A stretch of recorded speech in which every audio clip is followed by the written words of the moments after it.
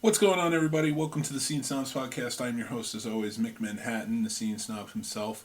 And we got a special episode for you today. I had a chance to sit down with director A.T. White, the director of Starfish. Now, you may have seen my Scene Snob reviews of Starfish. I absolutely loved it. It was an indie film that came out into the film festival and film festivals in 2018, and it's like picking up steam. It's such a fantastic movie. And I got to sit down with Al, or A.T. as he's credited in his movie, and it was just a terrific interview. We got to talk about his short films, which are fantastic, and I suggest go check them out as well. And he's just got a sci-fi element, horror elements. It's a very genre-bending movie, and I really think you guys should check it out. I saw it on Hulu, and it's also available on Prime, so please check this out and let me know what you think. I'd love to hear from you. So this is my interview for the Scene Snobs podcast with A.T. White, and hope you enjoy. Take care. What's up, everybody? Scene Snob here, and I'm here with director Al White, A.T. White of Starfish. I just want to put it out there so people can find it, but thank you for coming on the show. Thank you so much for having me. I loved your movie, Starfish. It was fantastic. I can't wait to see it again tonight. My wife was blown away as well. It was very touching for me, especially. My friend was diagnosed with cancer 2 years ago, so when I watched this, I didn't read your story until after I saw the movie.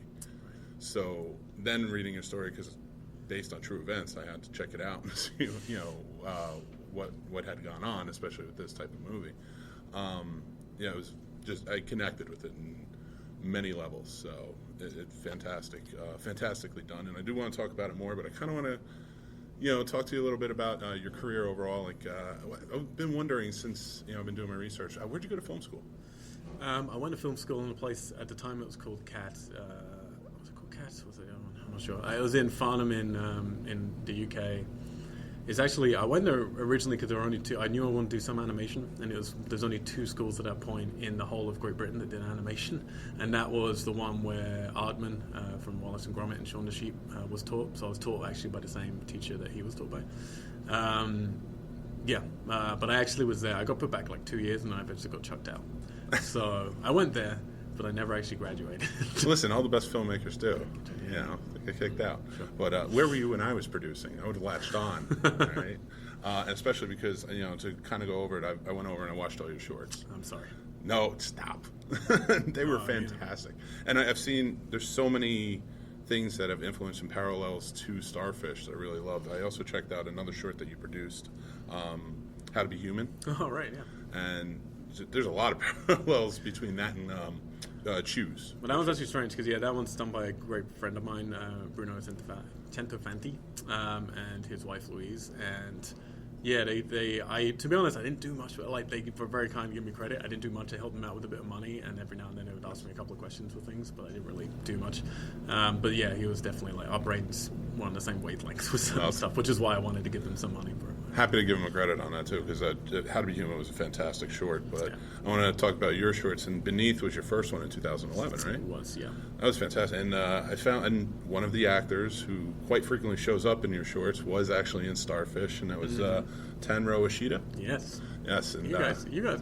Both of these podcasts, they have done way more research. Tanro Ishida was actually I cast him for Beneath. That was the first time we met. And he's a great actor from Japan. He was living in London at the time, and he was just on a real rise of stuff. He had just done a bit of a role in 47 Ronin. He then went on to be one of the main leads with Colin Firth and Nicole Kidman in The Railway Man, and he was in Gambit and like a whole bunch of not the X-Men Gambit, the Coen Brothers produced one. But he's in a whole bunch of stuff, and he's a wonderful guy, and we became best friends. And he actually became my business partner for a long time. Now that we've kind of changed a little bit because he's had to go back to Japan for work stuff. He's wonderful. So we used to work on a lot of things.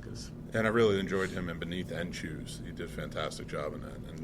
And Pulling Away, I kind of want to gush on that a little bit. That was such a beautiful story of this girl's just having to deal with, like you said, it was a pulling away syndrome, but just being an introvert and being afraid to go outside, that agoraphobic type feel. You encapsulated it perfectly. Thank you. Yeah, that film was, so I'd done So I did Beneath, and then we did the 48-hour sci-fi challenge in London, which nice, was okay. what Choose came out of. And I really found I enjoyed that time pressure. Like, I really found I enjoyed the 40 hours, just go, go, go. And it brought out, and then you could, like, we went back and, like, tweaked it a little bit later for the sort of more public release of it. And then I did Spider-Man, and that took a lot out of me. And I didn't feel as happy with the result, and I'd put a lot more time into it. So I was like, well, let's do something more like 48 hours. So I did a self-imposed thing that I reached out to all my director friends that I knew and was like, I want to do a series of shorts on video games and what they mean to you, because I don't feel people are talking about video games in a mature way. But you only get 100 hours and you only get £100 to make it, but you can use any of our very prosumer equipment that we had. And sadly, only one of my friends ended up coming through and pulling through and doing it. I was hoping we'd get a nice 6-pack series of different shorts we could send off to festivals.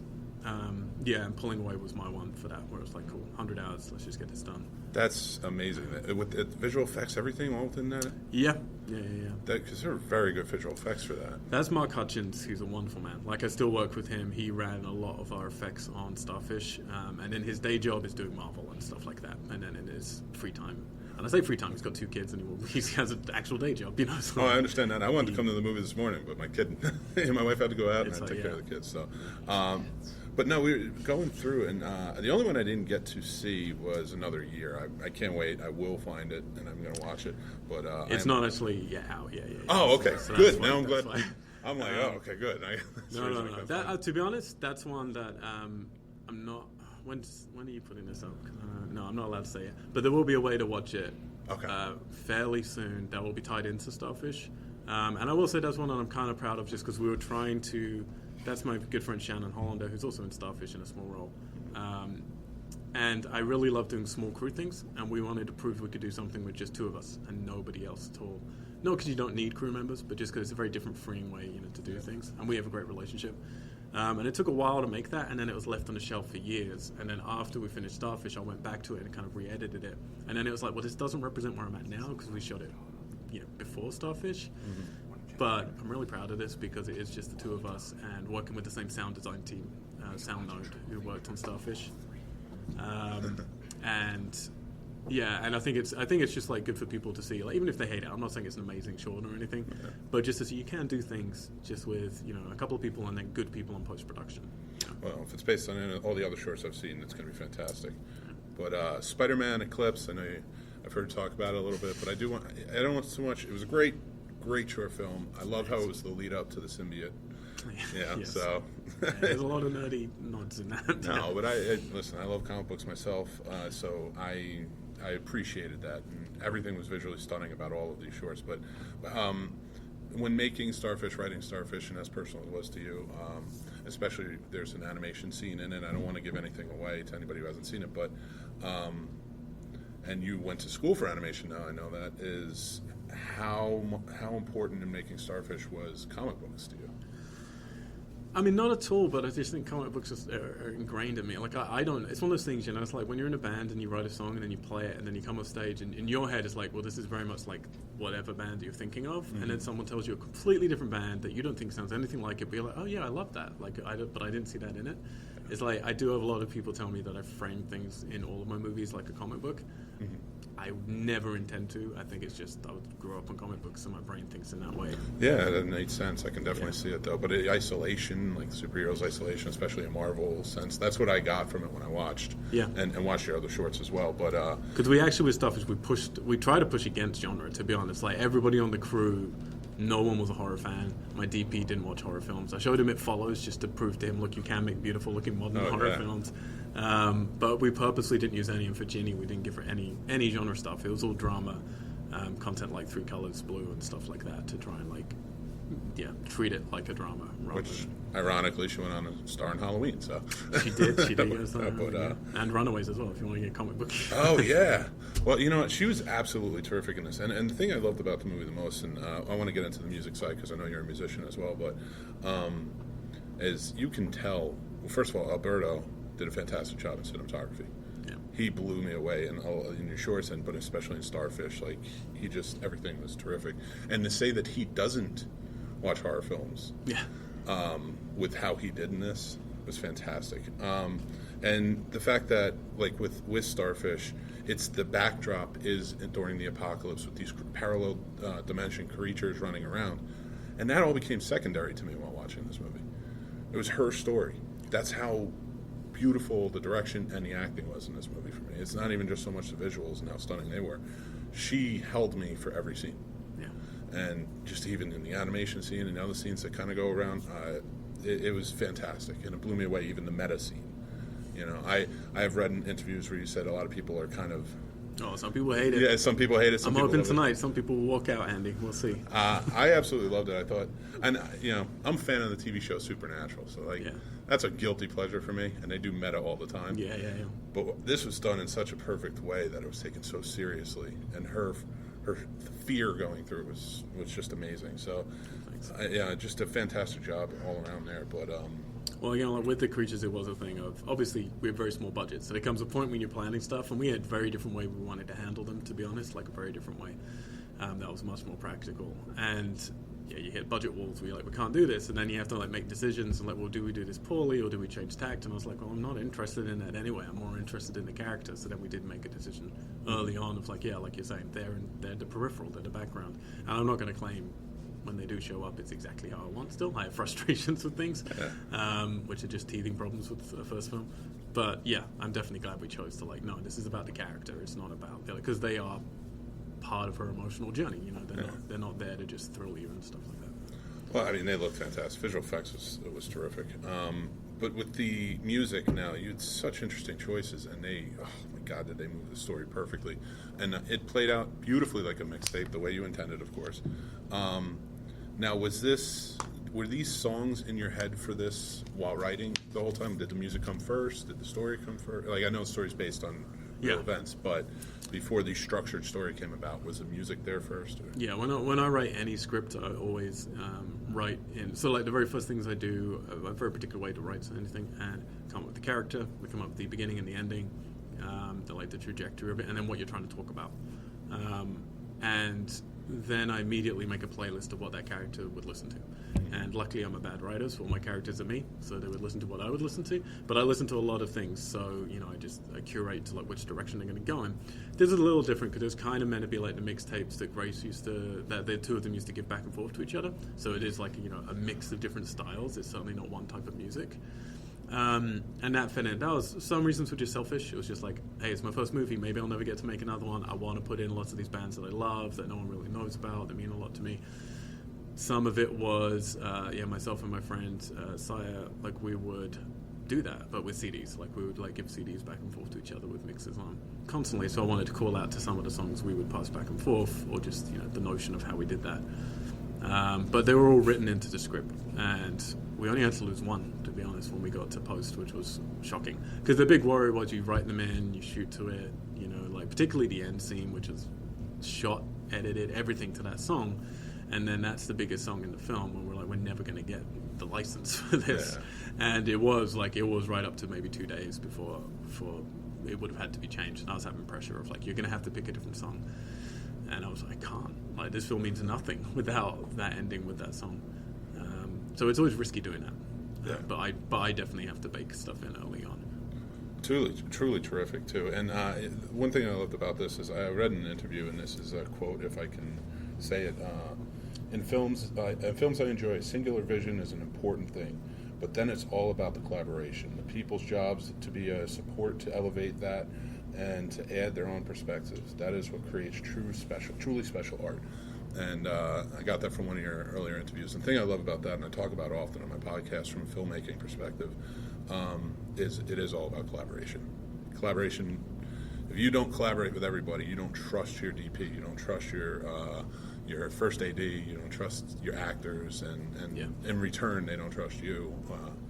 Absolutely, and it's a scary thing and a difficult balance, because for me personally, my favorite films are ones that come from a singular vision, you know, one person who's written and directed it, and that means, then you have that very difficult balance of like, okay, how do you stay true to that while then bringing everybody else in and allowing it to organically change a little bit, and I'm not going to claim I've always been good at that. But it's definitely something with Starfish that I truly appreciated by the end of the process, just how but I've been, like you say, I like Alberto. I'd worked with a lot before. My first AD was one of my best friends who I'd worked with a little bit before. Nice.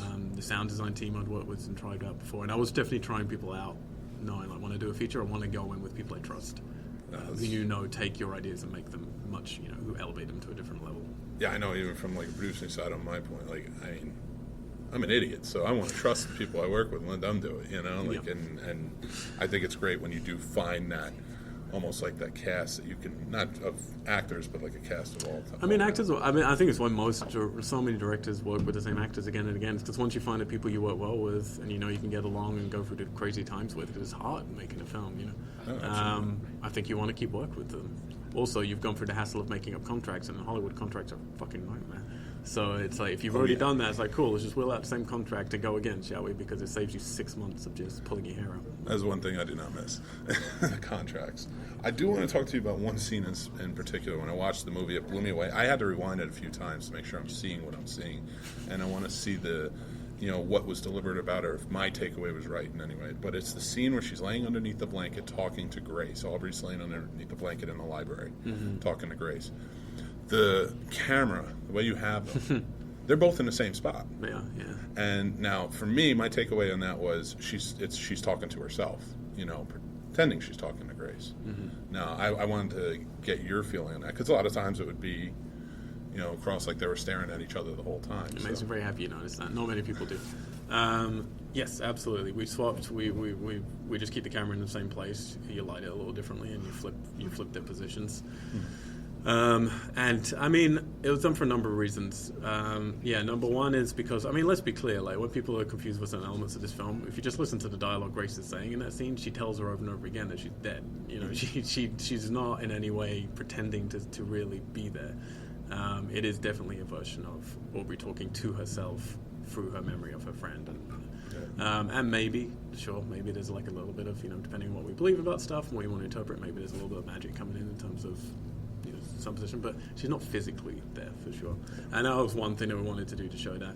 And in all honesty, it's also the reason why at the very end of the film our credits run in the opposite direction, because I wanted people to leave feeling as unsettled as possible. And a scene like that is like, this could just be a tacky scene where the two of them are just being all like, oh, I'm so sad, and they start crying, and they're like, no, I love you, and it's like, and I would hate it. And maybe it still is that for some people. It might be too sweet for people, I don't know.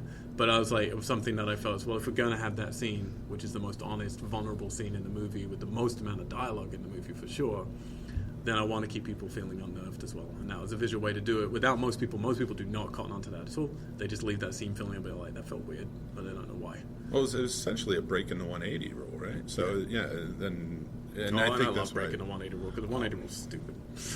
I 100% agree with Someone invented the 180 rule at some point, and we all just went along with it. Well, it's because of the jarringness, but that's what worked in that scene. That's what made me rewind it and want to figure out, like, what is she thinking in this scene? And I love that. Now, I've looked up to see, I know you talked a little bit about, in previous interviews, what you're working on now, and there's some things I read. I wanted to see if this is what you're working on. I'm nervous now, and I'm not going to ask you for any information. I know during the writing process. Some of them maybe I'm not working on anymore, so I can I can tell you exactly what it was. Maybe. Oh, cool. All right. So like I got a left field invasion epic. Field invasion epic. Yeah. One that really interested me, a 70s infused and emotional slasher film. Yes, both of those I'm still working on. All right, I want to see both of those. I guess that one's, it's 70s infused in terms of how we wanted to shoot it. It's changed quite a lot now, that project, for the better. But just in terms of all of our touchstones with that were the original Halloween and things like that, in terms of how to gracefully handle shots, lots of steady cam, very different from Starfish in terms of visually how it would be done, lots of roaming camera all the time, and shooting on film a lot. Okay. The other one, which was the other one? It's a sun-drenched, genre-defying franchise. Oh, well, that was the film we were meant to do before we did Starfish. I don't think we're going to do that anymore because it's not the right time for it. Okay. And I went back to the script and it just wasn't good enough.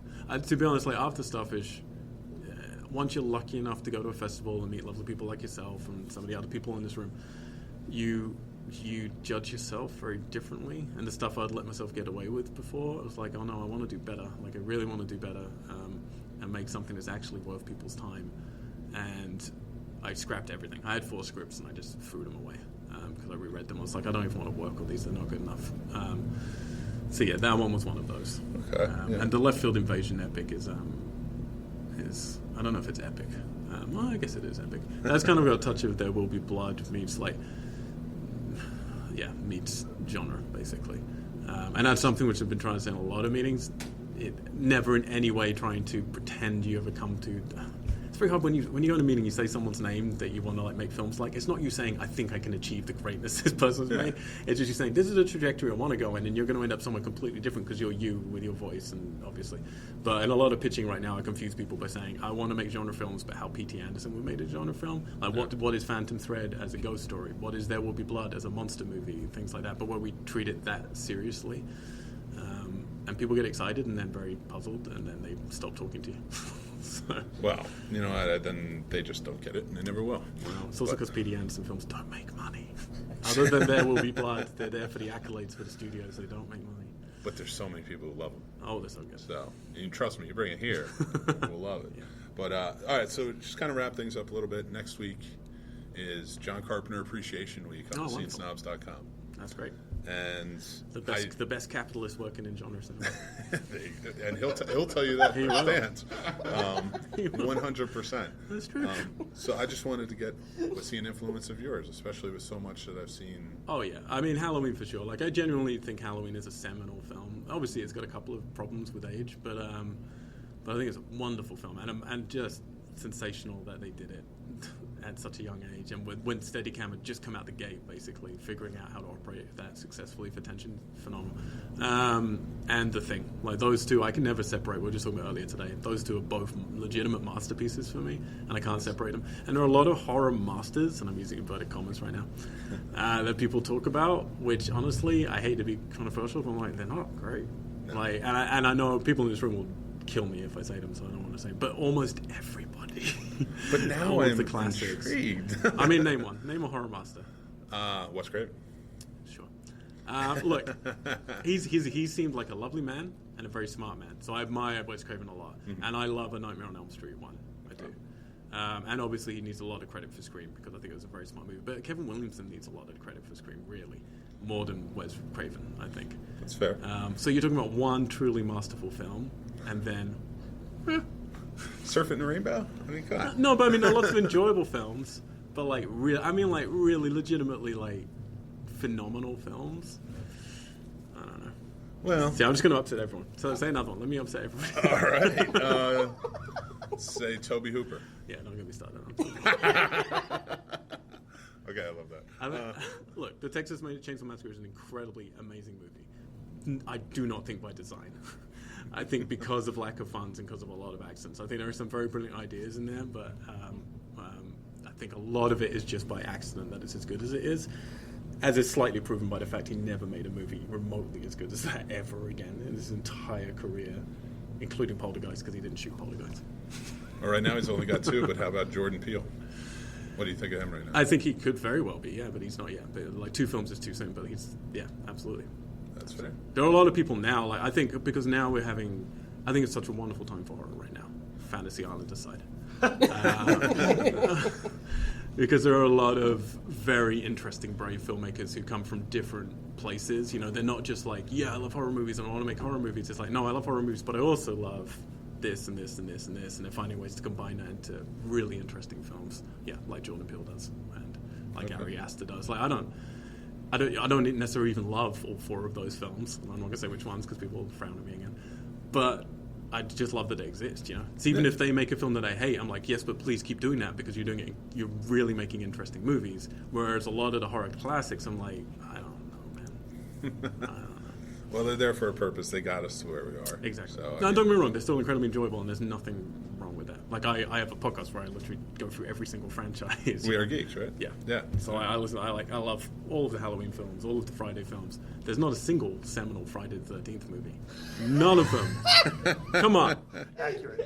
There's not one seminal. I will tell you, 100%, I agree. but I will never not watch them. No, exactly. I mean, but I love they all are- of them. But I love them. They're like my comfort food. I love it. Andy's saying Jason X is a seminal movie. What can you do? I mean, what can you do? Yeah, well. But you just love Cronenberg. But yeah.